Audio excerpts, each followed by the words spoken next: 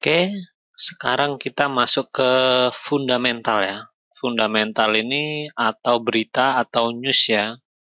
Jadi pergerakan mata uang dipengaruhi oleh news. Newsnya apa? Newsnya bisa perekonomian dari suatu negara atau pengumuman suku bunga atau juga pengumuman pengangguran atau juga ada rumor ya dari misalnya kalau di Amerika itu ada Om Bernard, apa Om Bernard gitu ya. Saya juga nggak mau tahu sih ya urusan news ini ya.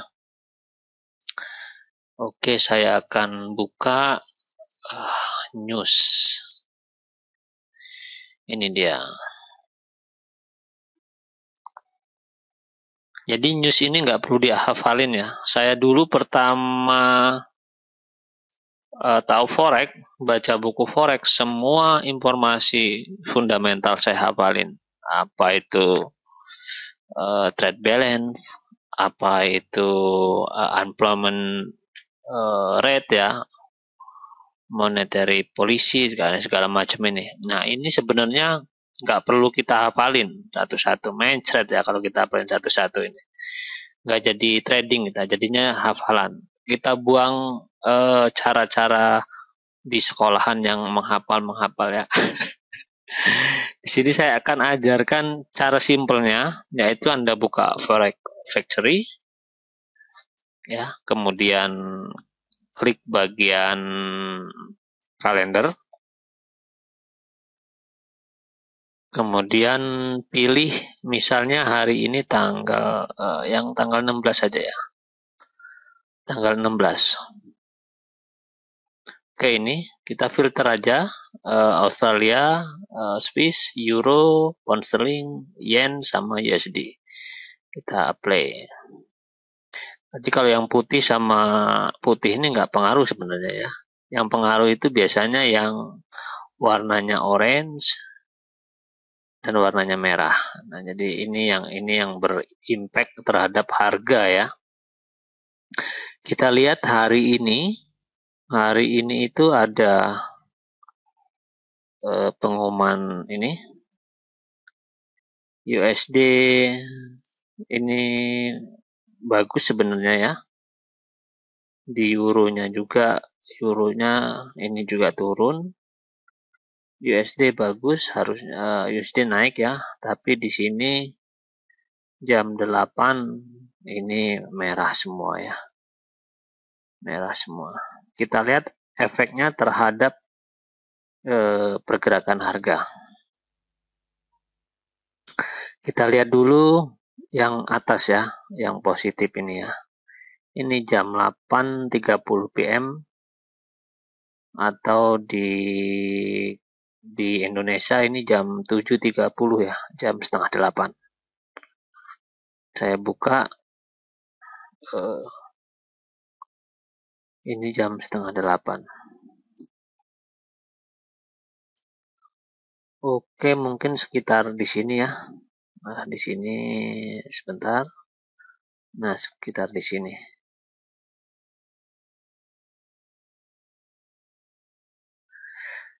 Sebenarnya di hari sebelumnya memang euro sudah turun ya. Di hari Jumat, kebetulan ini adalah kemarin weekend, sambungan ini hari Senin. Kemudian di hari Senin dia sudah mau menuju, ternyata turunnya masih berkelanjutan dan menuju support pertama. Support pertama ternyata ditambah dengan news ini ya, dolar menguat ya, karena positif yang negatif satu ya, negatif satu, kemudian harganya turun, tapi sebentar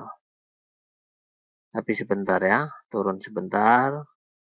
Ternyata dia di sini kenapa bisa naik, kita lihat lagi.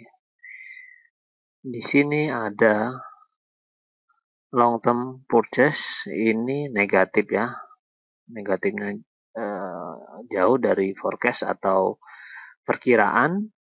Dari sebelumnya 100 previews ini sebelumnya ya, kemudian diprediksi segini, ternyata hasilnya segini, dan ini menyebabkan mata uang US dollar turun. Kalau mata uang US dollar turun, euro naik, ya. Itu efeknya seperti itu. Sekarang kita lihat lagi, nggak lihat beritanya tapi lihat chartnya. Oke, di tanggal 5 April ya. Di tanggal 5 April ini ada harga ini berapa pips ini dari atas ke sini ya. 131 pips yang di tengah-tengah itu ya, yang angka di tengah-tengah itu pipsnya 131 pips. Ini mungkin sekitar jam 8 jam 9 ya. Kita lihat tanggal 5 April ada news apa.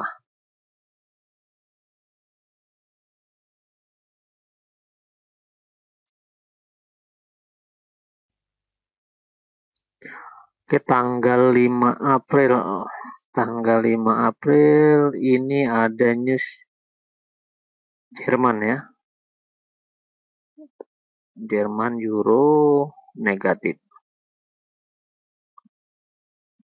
Kemudian USD nggak ada negatif ya. Euro ini nggak terlalu penting karena warnanya kuning ya, yang berefek itu yang oranye dan merah. Oke, di sini cuma ada news satu negatif, tapi efeknya bisa sampai 131 pips turunnya ya. Kita cari yang lain lagi. Tanggal 3 April. Kita lihat tanggal 3 April.